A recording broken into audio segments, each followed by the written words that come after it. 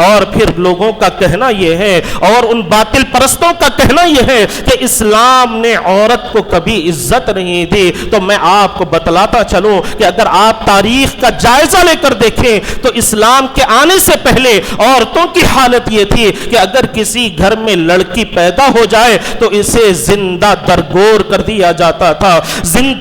जिंदा उसे दफन कर दिया जाता था। यह इस्लाम ही है जिसने आकर औरत को इज्जत अता फरमाई है, इज्जत वाला मुकाम औरत को अता फरमाया है। अगर हम हिंदुस्तान की भी तारीख को उठाकर देखें कि यहां पर अगर कोई शादीशुदा औरत का शौहर का इंतकाल हो जाता है तो जब वो बेवा हो जाती है तो उसके साथ भी बदसलूकी का मामला किया जाता, उसे मनहूस समझा जाता था। लेकिन यही इस्लाम है जिसने औरत को इज्जत का जेवर पहनाया है, उसकी इज्जत की हिफाजत की है, उसको इज्जत अता फरमाई है, उसे विकार अता